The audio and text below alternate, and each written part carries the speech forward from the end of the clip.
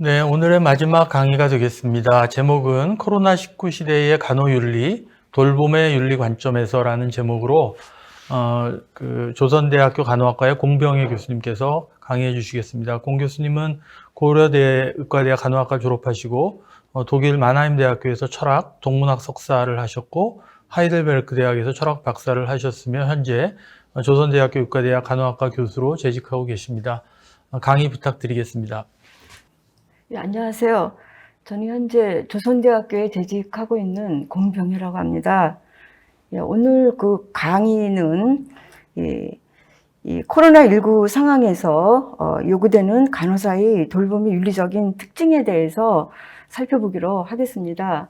먼저 이제 목차를 보게 되면 이 문제 제기로서 이 전문직으로서의 간호사의 돌봄의 윤리 특징이 무엇인가, 그리고 그 코로나19 상황에서 이 간호 현장에서 돌봄이 어떻게 이루어지고 있는가, 그리고 실제로 간호 상황에서 가장 중요한 간호 윤리로서 대상자에 대한 실존적 옹호가 어떻게 이루어지고 있는가, 그리고 그러한 어떤 그 간호 상황에서의 실존적 옹호가 이 상호성과 보호의 윤리적 차원에서 어떻게 윤리적인 내러티브를 통해서 실현되고 있는지를 살펴보고, 마지막으로 이에 대한 현장에서 직접 실무를 경험하고 있는 간호사들이 돌봄의 사례에 대해서 살펴보기로 하겠습니다.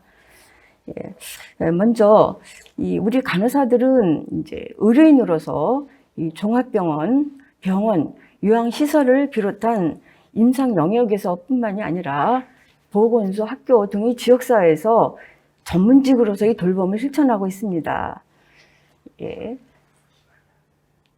그렇다라고 한다면 그 간호윤리란 무엇인가에 대해서 한번 살펴보기로 하겠습니다. 간호윤리는 이제 일반적으로 간호사들이 좋은 간호 행위를 위해 당위적으로 마땅히 따라야 하는 어떤 규범이라든가 원칙, 윤리적 갈등 상황에서 윤리적 의사결정, 그리고 좋은 간호 행위를 위해 간호사가 갖추어야 할 도덕적 성품으로서의 덕윤리, 그리고 돌봄의 윤리에 대해서 다룹니다. 그리고 또한 이 전문직으로서의 그 간호사의 제도의 윤리에 해당되는 것이 바로 이제 윤리강령이라고 말할 수 있고요. 그 간호사 윤리강령이라고 하는 것은 이 1972년도에 최초로 제정되어서 현재까지 이제 윤리선언, 윤리지침을 포함해서 5차례의 개정을 거듭하고 있습니다. 현재 이제 많은 간호윤리학자들이 간호직은 전문직이다, 전문직으로서의 돌봄을 실천하는 간호윤리를 우리는 돌봄의 윤리라고 한번 정의를 해보자라고 해서 돌봄의 윤리를 발전시켜 왔고, 그 중에서 이제 간호철학자인 이제 에드워드라고 하는 이제 철학자가 있습니다. 이제 그분은 이 간호에서의 어떤 돌봄의 차원을 이제 존재론적인 돌봄의 차원하고 그 의도적인 돌봄의 차원으로 나누었습니다. 그래서 이제 존재론적 돌봄이라고 하는 것은 인간이 항상 자기 염려와 자기 관심으로부터 이제 자기 이해를 증진시켜주는 이제 그 돌봄이고, 이것은 이제 인간에 대한 일종의 이야기적 이해, 즉 서사적 이해를 전제로 합니다. 그래서 여기에서 그렇다라고 한다면 인간에 대한 서사적 이해라는 것이 무엇인가? 특히 이제 그 의료 현장에서 일하는 간호사들은 결국 인간의 어떤 취약성, 그 질병에 걸리고 늙고 죽을 수밖에 없는 인간의 어떤 취약성과 일종의 어떤 사면성에 대한 이해를 기반으로 해서 이 공경에 처한 환자를 자기 삶을 기획해서 자기 삶의 이야기를 만들어 나가는 존재로서 이제 이해하는, 그러한 이제 인간으로서 이해하는 것이 바로 이제 하나의 어떤 존재론적인 돌봄이라고 말할 수 있고요. 또한 의도적 돌봄이라고 하는 것은 결국은 이러한 어떤 인간에 대한 전제를 통해서 취약한 인간이 경험하는 어떤 고통에 대한 인식과 이에 대한 이 도덕적 반응으로서의 간호 행위를 하는 것으로 이제 이해가 할 수 있습니다. 그래서 이제 특히 이제 이러한 이제 간호 실무 현장에서 일하는 간호사들에 있어서의 이제 의도적 돌봄이라는 것은 결국 돌봄을 필요로 하는 어떤 인간, 우리는 간호학에서는 이제 대상자라고 얘기를 하죠. 이 인간에 대한 어떤 공경에 대해서 이 공감적 인식을 한다라고 하는 거는 각각의 상황에 처해 있는 어떤 취약성에 대한 인식을 하고 또 그것을 평가하는 것입니다. 그리고 두 번째로 반드시 이제 하나의 어떤 그 돌봄의 과정에는 이 정서적인 요소로서 인간에 대한 연민이라든가 이 도덕적인 책임, 그리고 또 이 환자의 어떤 니드, 어떤 요구로서 지각되는 것에 대한 어떤 도덕적인 그 반응을 해주는 것이 바로 이제 의도적 돌봄이다라고 그렇게 설명할 수 있습니다. 특히 이제 자신의 어떤 상태나 요구를 표현할 수 없거나 혹은 환자의 어떤 자율성이 침해받는 상황에서 돌봄이라는 것은 결국 환자에 대한 어떤 실존적 옹호를 통해서 실행되어진다라고 말할 수 있습니다. 그렇다라고 한다면 간호사의 어떤 환자의 실존적 옹호라는 것은 뭐냐? 공경에 처한 대상자의 자기 이해를 돕고 실존적 삶을 지켜나갈 수 있도록 보호해주는 일종의 개별적 돌봄이라고 말할 수 있습니다. 그리고 이제 이러한 어떤 그 개별적 돌봄이라고 하는 것은 어떤 원칙이라든가 규칙에 따라서 일괄적으로 수행되는 것이 아니라 각각의 상황에 처해 있는 어떤 환자의 취약성을 인식하고 판단하는 연민과 공감의 과정을 거쳐서 이에 대한 일종의 도덕적인 반응으로서 간호 행위를 해야 한다라고 하는 그러한 어떤 도덕적 책임감을 수반하는 것입니다. 그래서 이제 간호사가 환자의 어떤 실존적 자기답게 사는 삶을 우리가 실존적 삶이라고 한다라고 한다면 이 자기답게 살 수 있도록 그 환자의 실존적 삶을 보호해주고 옹호해주기 위한 이 그 간호사의 어떤 그 돌봄이 필요하고, 이것은 결국 도덕적 연민이라든가 공감이라는 어떤 도덕적 감정을 매개로 해서 환자를 대하는 태도를 통해서 이제 드러난다라고 말할 수 있습니다. 그래서 이러한 돌봄이라는 것은 일반적으로 함께 있어주는 거, 그리고 환자의 요구와 이야기를 들어주는 거, 그리고 그들의 요구와 부름에 응답해주는 거, 그리고 신체적으로 상호 접촉하는 거, 또한 대화를 통해서 이루어지는 것이라고 이제 말할 수가 있습니다. 특히 이제 그 간호사의 환자에 대한 어떤 그 의도적 돌봄은 환자 스스로 자신이 처한 공경을 과연 어떻게 환자가 스스로 이해하고 평가하는가, 그리고 스스로 이해한 환자의 어떤 자기 공경에 대해서 환자가 어떤 요구를 했을 때, 그리고 어떤 요청을 했을 때 이에 응답하는 것이 이제 진정한 이 간호사의 환자에 대한 의도적 돌봄이다. 그리고 또 이것은 바로 이제 하나의 어떤 환자 스스로 자기 이해를 돕는 어떤 그 존재론적인 돌봄이라고 말할 수 있는 자기의 어떤 삶의 어떤 그 서사성을 에 대한 이해를 이제 전제로 할 수밖에 없다라고 말할 수가 있습니다.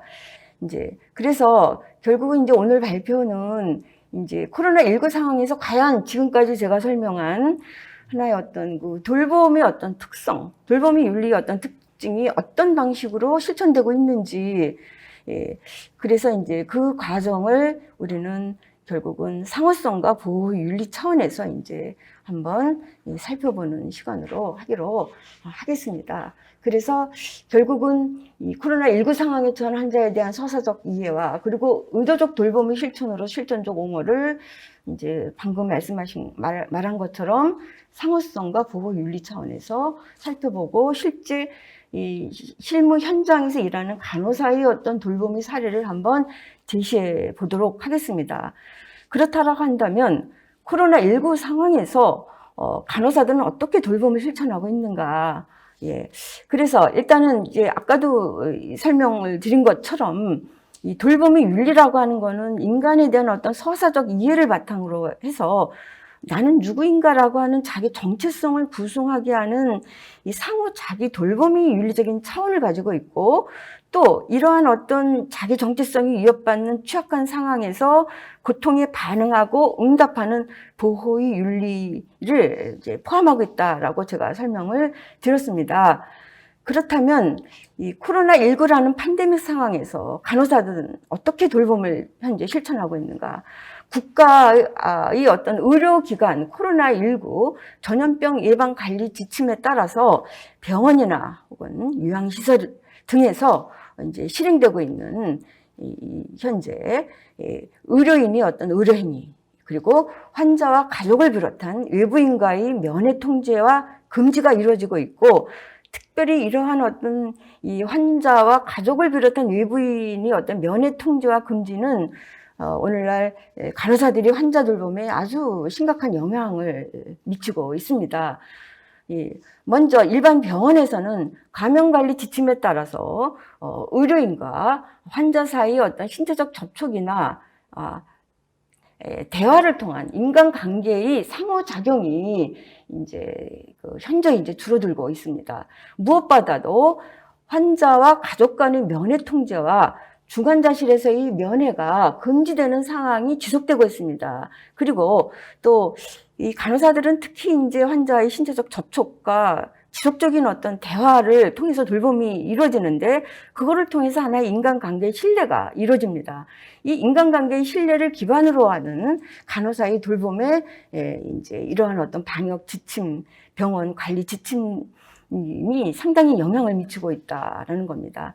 그래서 이러한 현상은 특히 이번 과정 동안 가족이나 지인으로 받았던 돌봄에 대한 요구가 병원 내에서 의료인, 특히 간호사에게로 옮겨간다는 것을 의미합니다.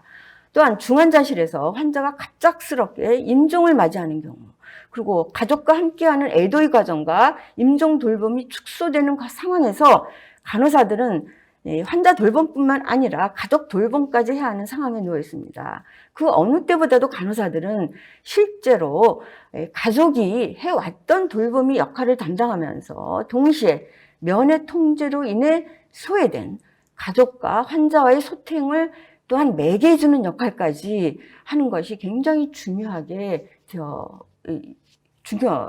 되었습니다. 즉, 간호사들은 가족들로부터 소외된 환자들에 대한 정서적 돌봄을 요구받을 뿐만 아니라 또 환자와의 소통을 이어주는 일종의 가족 돌봄의 역할까지도 이제 감당해야 하는 그런 상황에 놓여 있습니다.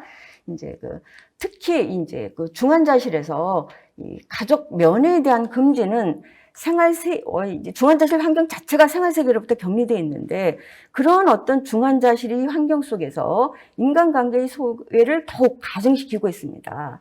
그래서 일종의 중환자실에서의 어떤 세상과의 단절된 환자의 어떤 몸의 반응을 읽어내고 세상과의 소통을 위한 신체적인 어떤 돌봄, 즉 이제 눈짓이라든가 몸짓이라든가 따뜻한 음성을 통한 그런 어떤 신체적 돌봄이죠. 몸과의 어떤 직접적인 접촉은 불가하지만 또한 정서적 지지를 통한 간호사의 전적 돌봄이 더욱 중요시되고 있는 것입니다. 특히 노인 환자의 경우 면회 통제와 중단으로 인한 세상과의 소통의 단절과 부재는 전적으로 의료인에게 의존할 수밖에 없는 몸의 어떤 무능력과 무력감을 환자들은 이제 경험하게 됩니다. 이때 무엇보다도 가족이나 함께한 그들의 삶의 이야기를 이어가게 할 수 있는 간호사들이 어떤 돌봄의 역할이 굉장히 중요합니다. 그래서 이 간호사가 환자와의 지속적인 소통을 통해서 그들의 삶의 이야기를 이어가게 하고 또한 전달하는 역할은 결국은 환자가 경험하는 세계와의 단절과 고립으로부터 벗어나게 하는 간호사의 중요한 돌봄의 역할이라고 말할 수가 있습니다. 또한 이제 노인 요양병원이나 시설, 그리고 정신병원, 폐쇄병 등 환자에 대한 면회가 이제 전면 금지되고 있는데, 거기에서는 특히 이제 코로나 집단 감염이란 코호트 격리 등이 이루어지고 있는 병원이나 시설들에 대한 혐오감이 더욱 가중되고 있고, 또 거기에 격리되어 있는 환자가 경험하는 인간관계의 소외, 특히 가족으로부터 버림받았다라고 하는 일종의 세상에 대한 분노가 의료인들에게 투사되어 의료인에 대한 어떤 불신과 증오, 그리고 이제 그 분노감이 이어지고 있는 그러한 이제 그 현상을 이제 또 경험하고 있습니다. 그렇다면 이제 가장 중요한 게 이제 코로나 전담병원에서 간호사의 돌봄은 어떻게 이루어지고 있나. 이제 사실 이 코로나 이제 그 전담병원 격리병원이 가장 이제 간호사가 환자에 대한 전인적 돌봄을 필요하는 곳입니다. 그래서 특히 이제 격리병동 간호사는 보호복과 보호 장비를 가지고 이제 근무하는데 체력적 소모가 너무 커서 2시간 내지 3시간 간격으로 교대 근무를 하면서 특히 착탈이 과정에서 오는 어떤 부담감, 체력 소모, 글러브를 착용하고 정맥 주사를 놓는 데서의 어려움, 또 흡인 처치만으로서 굉장히 간호 업무의 부담이 이제 가중되고, 또한 음압 격리 환자 병실은 감염병이라는 특수 상황에서 CCTV로 간호사실에서 24시간 내내 환자의 상태를 모니터링하면서 업무를 수행하는 것에 대해서 또 환자들로부터 물론 동의서를 받고 있습니다. 그러나 동시에 간호사들은 24시간 노출되는 환자의 사생활을 보호하고 또한 비밀을 유지해야만 합니다. 특히 간호사는 격리병동에서 감염 예방으로 최소한의 인원만 출입이 가능합니다. 그래서 간호사는 장비 세척, 분류, 또 청소, 예를 들면 병실 청소, 복도, 화장실까지 이제 청소하는, 그리고 식사, 배식, 정리 등 의료인으로서의 간호사의 업무가 아닌 간호보조 업무, 미화원의 업무까지 이제 도맡아 해야 하는 상황에 처했습니다. 따라서 음압 격리병동에서 가족뿐만 아니라 외부 세계와의 차단과 소통이 어떤 부재는 전적으로 간호사로부터 환자들이 전인적 돌봄에 대한 요청을 받고 있는데요. 특히 이제 전염 가능성이 높은 격리병동에서 간호사는 가족을 대신한 어떤 위로나 안위도모, 정신적, 신체적 돌봄, 그뿐만 아니라 가장 중요한 게 이제 그 가족과의 어떤 소통을 매개해 주는 어떤 중요한 전달자의 역할을 해야 한다는 것입니다. 더욱이 보호복과 글러브를 끼고 간호를 해야 하는 어떤 신체적 불편감에도 불구하고 간호사들은 더욱더 몸짓과 손짓 등을 통해서 이제 더욱더 이 신체적 상호작용을 통해서 그들이 어떤 고통을 또 이해해야 하는 상황이고, 또 언어적 의사소통을 통해 환자의 공경 상태에 대한 이제 공감적 이해가 무엇보다도 이제 중요하다라고 말할 수가 있습니다. 그래서 이제 여기서 중요한 거는 바로 이제 간호사들이 그들이 공경 상태를 바로 실존적 삶의 위기로 인식하고 그들이 고통에 대한 공감적 인식과 반응으로서의 보호 윤리가 가장 요구되는 그런 지점이라고 말할 수 있습니다. 그리고 이제 더욱더 이제 중요한 거는 코로나 환자에 대한 치료 과정에서 전적 돌봄과 죽어가는 과정에서 가족이 담당했던 임종 돌봄과 애도의 과정이 온전히 간호사가 감당해야 될 몫이 되고, 또 CCTV를 통해 임종을 경험해야 하는 가족과의 또 갑작스러운 죽음으로 인해 애도의 시간이 허락되지 않은 죽음의 사후 처리 등을 해야만 하는 간호사들이 윤리적 고뇌가 이제 깊어질 수밖에 없다라고 이제 말할 수가 있습니다. 그래서 결국은 이제 간호사들이 가장 중요한 가족을 대신해서 애도의 과정을 겪고 또 가족 돌봄의 역할을 또 이제 떠맡아서 해야 되는 그런 상황에서 이제 간호사들은 이제 굉장히 윤리적인 어떤 딜레마 혹은 윤리적인 고뇌를 경험하고 있습니다. 그래서 거기에서 일단 이제 간호사가 전적으로 도맡아 하는 임종 돌봄, 죽음의 사후 처리 과정, 애도를 허락하지 않은 속수무책의 죽음들, 간호사의 의사소통의 어려움, 그리고 환자의 고통의 호소에 대해서 점점 무각해지는 것, 그리고 인력 부족으로서 돌봄의 우선순위 의사결정의 어떤 어려움과 전인간의 부족 등으로부터 간호사는 굉장히 극심한 이제 윤리적인 고뇌와 이제 갈등을 이제 경험하기도 합니다. 특히 이제 간호사는 이 상황에서 굉장히 많은 도덕적 고뇌를 경험을 합니다. 그래서 이 도덕적 고뇌로 인해서 간호사들은 감정적 차원에서 좌절감, 불안, 화, 전문직으로서의 무력감, 또 신체적으로는 또 이제 사이코소마틱 현상처럼 설사나 두통, 구토, 또 심리적인 어떤 퇴행 현상, 극심한 정서적 소진, 그리고 환자에 대해서 스스로 무심해지는 어떤 탈인격화를 경험하기도 합니다. 그래서 이제 이것은 또한 코로나 전담병원 간호사들이 절실하게 이제 자기 돌봄이 이제 필요하다라는 것을 보여주는 거라고 이제 말할 수가 있습니다. 그래서 결국은 이제 이 간호 상황에서의 어떤 그 돌봄이 윤리가 이제 코로나 이제 19 상황에서 상당히 이제 그 어떤 실존적인 옹호, 즉 보호의 어떤 그 윤리가 이제 이루어져야 된다라고 이제 말을 할 수가 있고요.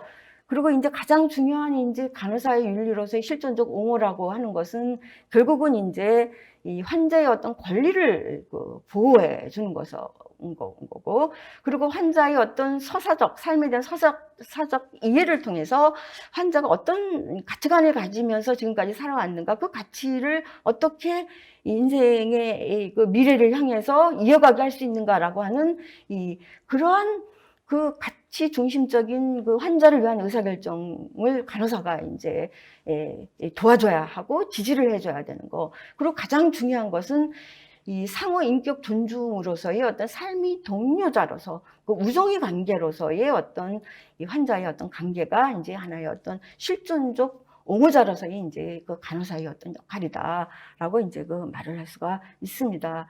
그래서 결국은 이제 이 환자도 하나의 그 실존적 주체자로서 한 인간의 어떤 자기의 어떤 정체성을 지속하고 유지시켜가는 하나의 인간으로서의 삶의 서사성을 이어주고 그리고 이 좋은 삶을 위한 자기 정체성을 구성을 하도록 도와주는 그런 실존적 옹호자로서의 간호사의 역할이 코로나19 상황에서 더욱 중요하게 부각된 돌봄의 어떤 그 윤리적인 이제 그 차원이라고 말할 수 있습니다. 물론 이제 간호사의 어떤 이 환자의 권리에 대한 그 옹호는 간호사 윤리강령 제3장 제8조에 잘 나와 있고요. 자세하게 읽지는 않기로 하겠습니다. 그리고 이제 특히 이 제4장에서 제23조에 보면 간호사는 보건, 의료인, 가족 등의 의사결정이 윤리적으로 정당하지 못하거나 간호 대상자에게 불이익을 초래한다라고 판단할 경우 간호 대상자의 편에서 권익을 이제 옹호를 해야 한다라고 말할 수가 있습니다. 그래서 결국은 이제 코로나19 감염관리 지침에 따른 간호사의 돌봄의 윤리적인 관점이 저는 이제 이 실존적 옹호자로서의 역할을 해야 하는 것이고 그 실존적 옹호자로서의 역할은 바로 이제 상호성의 윤리와 보호의 윤리라는 두 가지 차원을 다 가지고 있다. 그래서 이제 상호성의 윤리라고 하는 건 신체적 상호작용을 눈짓, 발짓, 이 등을 통한 그리고 대화적 신체 의사소통이라는 건 삶의 이야기들을 지속적으로 이어가게 해주는 어떤 윤리적 이야기를 상호 같이 만들어가는 그런 과정.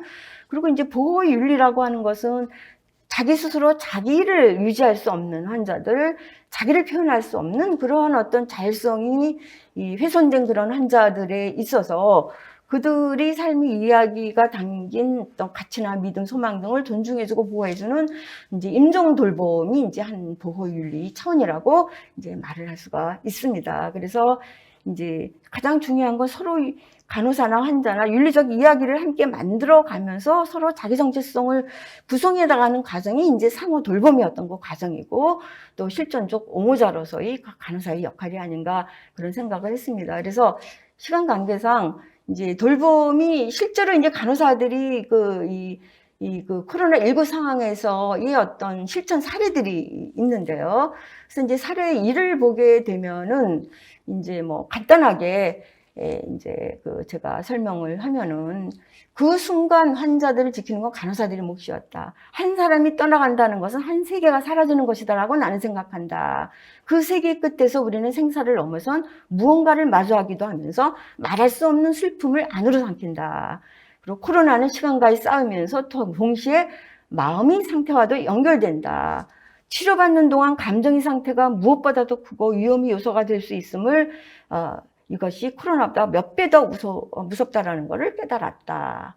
그리고요, 이 두 번째 사례는 이제 60의 나이에 방호복을 입은 간호사에 대한 얘기인데, 밤새 활력 체크를 체크하면서 안부를 묻고 또 자기관리 교육도 하고 병동에 대한 이야기를 나누면서 이제 하나의 어떤 사무성의 어떤 윤리가 이제 실현되는 그러한 이제 예라고 말할 수가 있습니다. 내 나이 또래의 아름다운 나이다. 그런 표현을 썼습니다. 예. 그리고 이제 이 부분이 이제 제 세 번째 사례가 목소리로 마음을 전하고 두 귀로 외로움을 들어주고 코로나 환자를 돌본다는 이유만으로 우리는 이미 주변의 경계와 방어를 경험하고 있었기에 동변상련의 느낌이 저절로 들었다. 그리고 고글과 N95 마스크 때문에 공감의 표정을 보여줄 수 없어도 목소리를 통해 마음을 전하고 방호복 때문에 환자와의 따뜻한 손만춤은 어려웠지만 두 귀로 외로움을 들어주고 미안하다라고 하실 때는 괜찮다며 어깨를 토닥여 드렸다. 이곳에선 신체적, 정서적, 영적 간호, 즉 최상의 전인 간호가 이루어지고 있다. 이게 이제 간호사 수기에 나오는 내용입니다. 그리고 사례 네 번째는 환자와 가족 영상 통화로 나눈 이제 마지막 인사에 관한 얘기고요. 그리고 이제 CCTV 화면 속 아버지가 어루만지던 아들 잊히질 않아요 하면서 이 간호사들이 느끼는 어떤 연민의 감정, 도덕적 감정 등등 이제 그런 것들이 다 이제 이 코로나19 상황에서의 중요한 돌봄의 실천 사례라고 이제 말할 수가 있습니다. 그래서 제가 두 개의 사진, 두세 겹 장갑을 끼고 고생한 간호사의 손, 환자를 살린 거룩한 손, 이제 장갑을 껴서 이렇게 그런 손, 그리고 여기서 일하는 이 격리병동에 일하는 간호사의 모습입니다. 예, 이것으로 마치기로 하겠습니다. 감사합니다. 네, 교수님 감사합니다. 마지막 강의 잘 경청했습니다. 이제 마지막 지정 토론으로 오현주 교수님께서 토론해 주시겠습니다. 한림대학교 간호대학에 계시고요. 벨지움 루벤 대학에서 생명윤리학 석사를 하시고 고려대학에서 박사를 하셨습니다. 커멘트 토론 부탁드리겠습니다. 네, 안녕하세요. 한림대학교 간호대학의 오현재입니다. 먼저 공병현 교수님 발표문에 대한 토론문 읽기 전에 귀한 강의 해주신 공병현 교수님께 감사한 말씀 드리겠습니다. 시간 관계상 저는 공병현 교수님 발표문에 대해서 제가 또한 같이 들으신 청중께서 궁금하신 질문, 나올 수 있는 질문들 두 가지, 그리고 저의 공병현 교수님 발표문에 대한 한 가지 적극 지지사항, 그렇게 세 가지에 대해서 말씀드리고자 합니다. 또한 제가 작성한 토론문에 대해서는 다 읽기는 어려울 것 같고요. 볼드체로 작성한 표시된 부분에 대해서 간략하게 읽으면서 발표를 할까 합니다. 먼저 요약에 대해서 말씀을 드리겠습니다.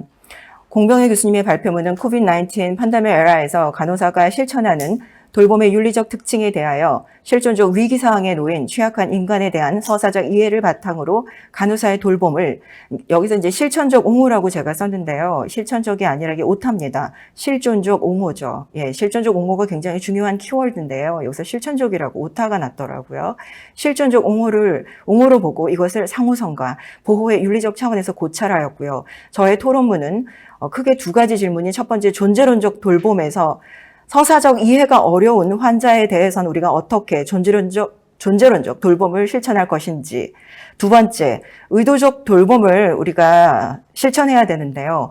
공병현 교수님께서 말씀하신 우정을 나눠야 한다고 하신다는데, 우정이라 함은 간호학 내에서 우리가 어떻게 환원해서 우정이란 개념을 실천할 수 있을지 여쭤보고 싶습니다. 그래서 이에 대해서 제가 간략하게 지금부터 말씀을 드릴까 합니다. 먼저 서론에서 중요한 부분 잠깐 말씀드리면요. 서론에서 끝부분에서 말씀하신 대로 중요하게 근거로 삼으신 간호 철학자 에드워드 박사가 말한 존재론적 돌봄과 의도적 돌봄, 인텐셔널 케어에 근거해서 코비드-19 위기 상황과 같이 취약한 상황에 처한 인간에 대한 서사적 이해, 이게 바로 이제 존재론적 돌봄이죠. 거기에 대한 돌봄의 실천을 실존적, 여기서도 이제 실존적 옹호인데 실천적으로 오타가 났습니다. 예, 실존적 옹호로 보고 이것을 상호성과 보호의 윤리적 차원에서 고찰을 시도하셨죠. 그래서 제가 크게 본론을 두 가지로 타이틀을 다시 한번 달아봤습니다. 그래서 첫 번째, 공병희 교수님께서는 코비드-19 상황에서 간호에서의 돌봄이라고 타이틀을 만드셨는데요. 저는 존재론적 돌봄, 바로 이것을 저는 돌봄의 윤리의 시작점이라고 생각을 하고 있고요. 에드워드의 원문에서도 이 존재론적 돌봄을 그 의도적 돌봄보다도 더 딥케어라고 명명하고 있습니다. 그래서 저도 돌봄의 시작점은 바로 이 존재론적 돌봄에서 출발하는 것이라고 생각을 하고 있습니다. 그래서 제가 공병희 교수님께 여쭤보고 싶은 것은 이 볼드체로 되어 있는 부분인데요. 공병희 교수님께서 발표문에서 직접적으로 언급하지는 않으셨지만 이러한 돌봄의 특징을 존재론적 돌봄으로 말할 수 있으며 이 첫 번째 소 주제문에서 말씀하신 내용을 저는 존재론적 돌봄으로 말할 수 있다고 생각하고요. 돌봄의 윤리의 시작이자 의도적 돌봄의 전제로 이해될 수 있다. 왜냐하면 존재론적 돌봄이란 앞서 문제 제기에서 설명하신 대로 인간의 자기 염려와 관심으로부터 자기 이해를 증진시켜주는 돌봄, 즉 에드워드 간호철학자가 말한 것 같이 간호사가 고립되어 있는 코비드-19 상황의 환자에게 환자 자신이 스스로 해석하고 염려할 수 있는 존재로서 간호사가 일깨워주고 외부 세계와 소통할 수 있고 자기 이야기를 계속해서 연결할 수 있도록 하는 돌봄을 제공하기 때문이죠. 역시 베노와 루벨이 말한 대로 에드워드가 지지하는 대로 공병희 교수님께서 이제 지지하시는 거에 동의합니다. 다만 이런 존재론적 돌봄을 실천할 수 없는 상황에 환자들이 있는 거죠. 예를 들자면 중증 치매를 앓고 있는 환자나 또는 의식이 없는 환자의 경우 이런 경우에는 서사적 돌봄, 서사적 이해를 간호사가 어떻게 자기 이해를 돌볼 수 있는지 의문이 드는 상황입니다. 자, 두 번째에 이제 실존적 옹호를 바로 intentional care를 우리가 어떻게 간호사가 제공할 수 있는지에 대해서 제가 제목을 한번 이렇게 달아봤습니다. 이렇게 제가 해봤고요. 그리고 이런 의도적 돌봄이라는 거는 우리가 환자의 vulnerability, 환자의 취약성에 대해서 우리가 response를 해야 되는 거죠. 그리고 그 response는 nursing care라는 거라고 굉장히 중요하게 말씀하셨습니다. 그래서 이제 두 번째 본론에서는요, 제가 진하게 볼드체로 여쭤보고 싶은 건데요. 특히나 이 우정이란 개념은 이제 공병희 교수님께서는 간호학 백그라운드시지만 철학을 박사학위를 받으셨기 때문에 특히나 공병희 교수님께서는 이제 이야기 윤리에 대해서 몇 편의 깊이 있는 논문을 많이 쓰신 거를 제가 읽어봤기 때문에 이제 특히나 리케르 이야기를 많이 하신 걸로 알고 있는데요. 리케르 이야기 윤리에 대한 이야기를 앞선 논문에서 쓰신 걸 보면 자기 존중이나 타자에 대한 배려의 차원을 매개로 하기 위한 우정의 개념을 설명하신 걸로 알고 있습니다.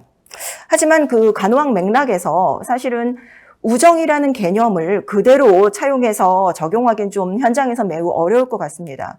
그렇기 때문에 이런 우정이라는 개념을 우리가 환원해서 사용할 수 있는 그런 차원의 개념으로 어떻게 환원할 수 있는지 여쭤보고 싶습니다.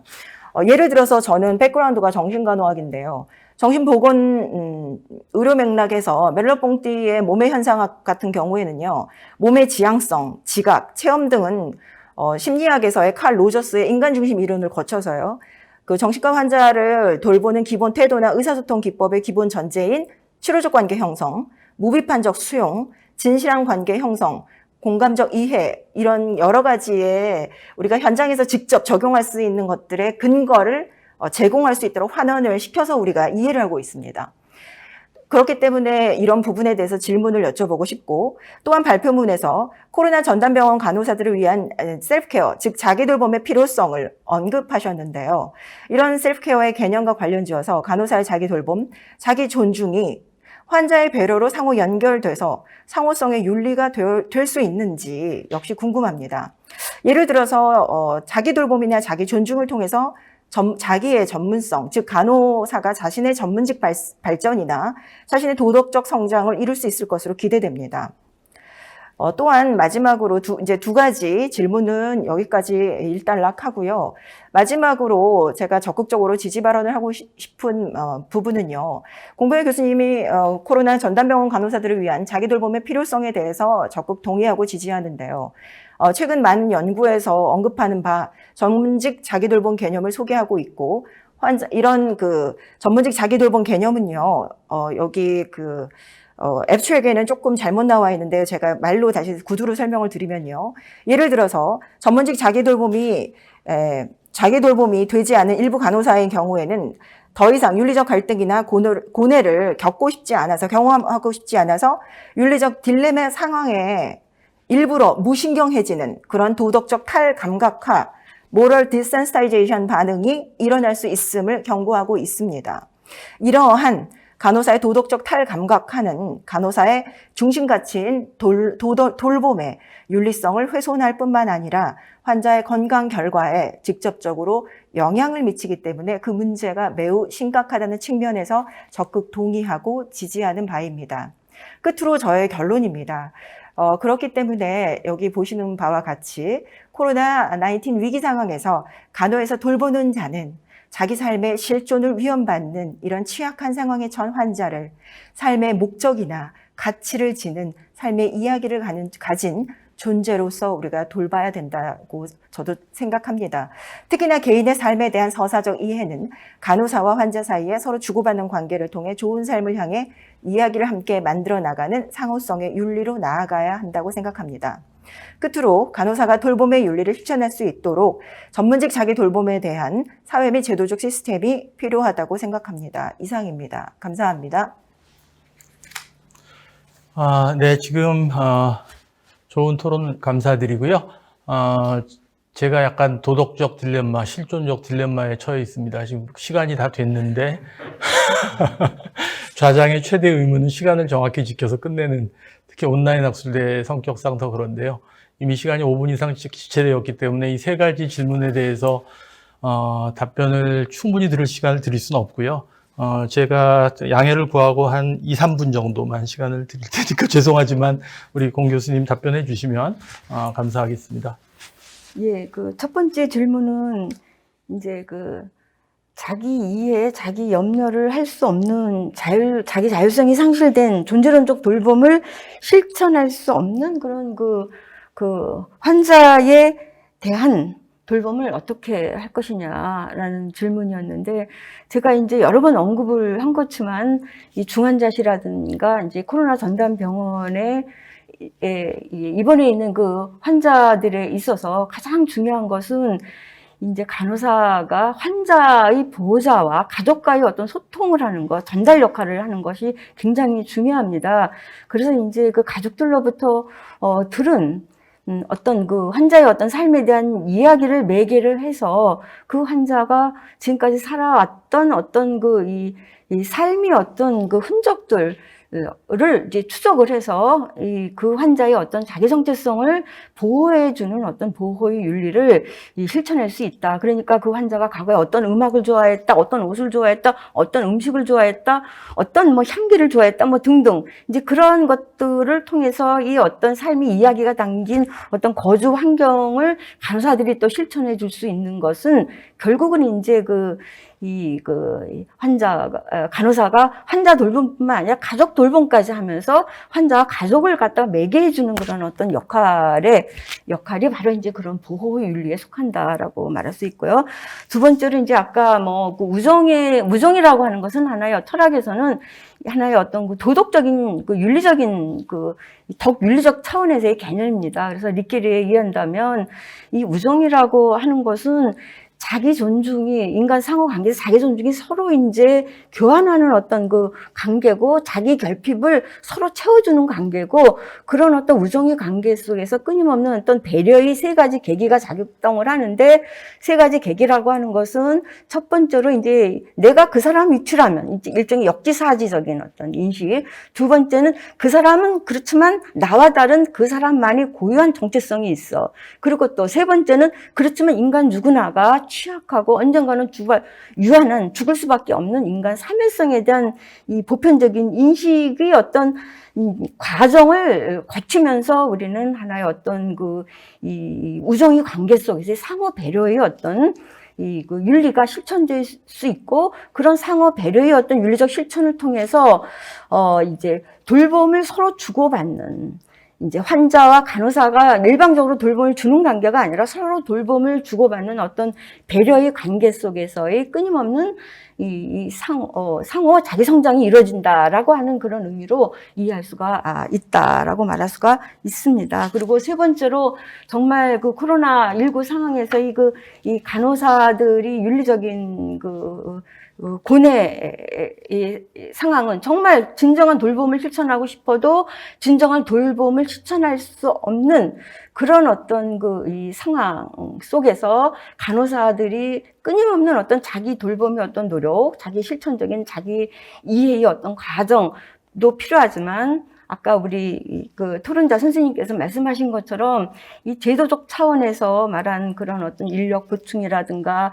정신적인 지지라든가 정서적인 지지, 어떤 신체적, 물질적인 보상 뭐 등등 그런 것들이 다 뒷받침해줘야만이 진정으로 전문직으로서의 간호사가 자부심을 갖고 돌봄을 실천할 수 있고 또 그러한 돌봄은 결국 이 대한민국의 모든 국민들, 언젠가는 환자가 되는 그런 국민들을 위해서 실천하는 어떤 돌봄이 간호사의 역할이라고 그렇게 생각을 합니다. 예. 장시간 좋은 강의와 토론을 이어주신 교수님들께 감사를 드리고요. 특히 마지막 세션 시간이 너무 쫓겨서 충분히 발표 시간을 드리지 못한 거 너무 죄송합니다. 다행히 그 원고를 굉장히 자세하게 써주신 것 같습니다. 그래서 저희들이 원고를 주의 깊게 읽는 것으로 아쉬움을 대신하도록 하겠습니다. 이것으로 오후 세션을 마치도록 하겠습니다.